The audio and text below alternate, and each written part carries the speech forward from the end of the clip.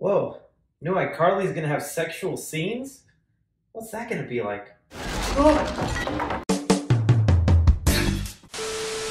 Hey guys, thanks so much for clicking on this video. My name is Chris. I recently just got done watching the new iCarly Reboot, at least the first 3 episodes that are available online right now on Paramount Plus. This is supposed to be the updated iCarly that you remember as a child, more mature with full-on cursing, sexual situations, not your grandpappy's Nickelodeon that you remember. I decided to give it a watch since I am one of those people that grew up on iCarly, and I'm going to be giving you my honest opinion on what I think of this new revived show, whether I think it's worth your time to accept a new streaming service in your life, because you gotta admit, half y'all out there, or not even half, only like 1% of y'all out there probably has Paramount Plus as we speak. I'm gonna be going through what worked in the show, what didn't work so much, the adult jokes that would not pass on Nickelodeon, even diving into things like the show explaining why Sam isn't part of the show. But I'm also very curious to hear from you guys out there. If you are a fan of iCarly and you did check out the first 3 episodes, let me know down below what you thought of them. Do you like it? Do you think they're trying too hard? And if you're someone who hasn't watched it yet, but you grew up on iCarly, will you be giving it a shot? As well as hitting that like button and subscribing if you haven't already, okay? I subscribe to so many different streaming services just to keep y'all up to date. So subscribe to me, it's free. Alright, so with the iCarly Reboot, as far as where I stood as a viewer of iCarly, like I said,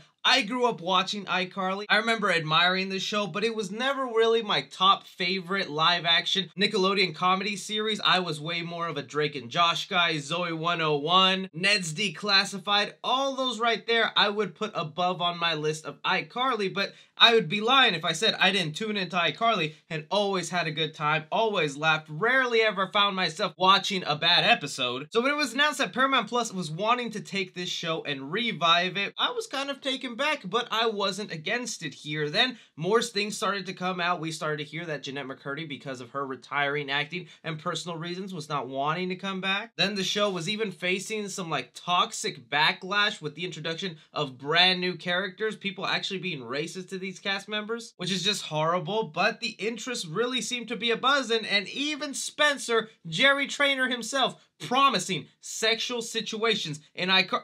Oh, I had to see if Spencer was going to get down dirty with some spaghetti tacos. And now, having watched the first 3 iCarly episodes, it's no different than iCarly, with a few minor changes. So like diving into episode 1, it deals with Carly wanting to get back into the groove of iCarly, but there's a problem. Sam isn't there to be her right-hand person. And I gotta admit, the show started off really awkward and weird, where you kind of felt like these actors hadn't stepped into these roles in a while, and they were rusty on it. Not saying the acting was bad, but it did not feel like the characters we knew and loved and grew up with for several seasons. The show catches up on what some of these characters have been doing, like Carly was on a failed radio show in college, but hasn't really been doing anything since then. Freddie has been divorced twice, but on his second marriage, he went ahead and adopted his stepdaughter, who he now takes care of and is a regular member of the show. That is one complicated little story right there. And probably everyone's favorite right now, Spencer becomes rich, selling off his sculptures for lots of money, renovating the apartment, and still being the same goofy guy we know and love. If anything, Spencer remains the most unchanged person, even though he gets the most amount of success. And of course, like everybody wants to know, how do they explain Sam not being part of the show? Well, this is their explanation. Yeah, I don't need a partner. I need Sam. But she's off following her bliss with that biker gang. The obliterators.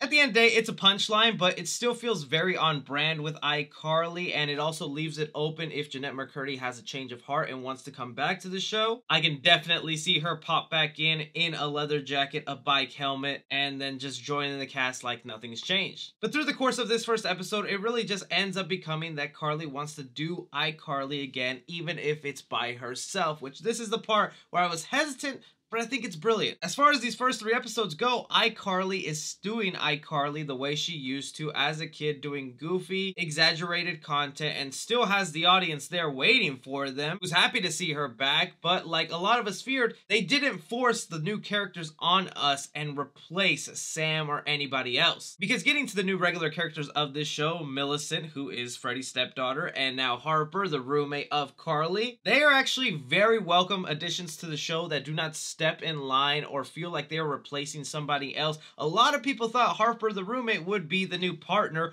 of Carly on iCarly, but it's not that at all. She doesn't become the new Sam on iCarly. She doesn't really even get in front of the camera to be part of the web show. She's really there just to be a friend of Carly's, help her behind the scenes, like with merch or with boyfriend troubles. But as characters themselves, Harper and Millicent are very funny people. They probably get the best jokes out of these first 3 episodes in iCarly, and neither one of them seems to be doing like a Sam impression where they're overly mean or angry or violent. So bravo to them for pulling that part off. Obviously, the thing a lot of you guys want to know about is the adult jokes, the naughty, and there's a couple. I still can't see. Too bad. I'm super naked. For you, parties are a never-ending buffet of people who want to sleep with you. Now help me pee.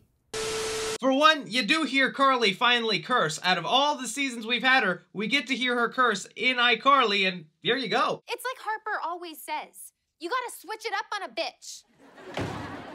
I'll never say that again. Didn't that just feel wrong? The more mature side of this new iCarly reboot, I think, is one thing that had a lot of fans worried, who felt very comfortable with the old show, who reminded them of their childhood, and wanted to keep that innocent lens through it and not tarnish it with this new adaptation. And for the most part, I say the adult jokes in here, while some of them probably would not be able to show up on Nickelodeon, I think the other half of those jokes probably would pass. Like early on in episode 1, iCarly picks up an old bra that used to be a gag on the show and says, I never did grow into you. I don't know about you, but I feel like that joke would pass on Nickelodeon and they could get away with that. But then a joke like this one, y'all doing like a furry thing?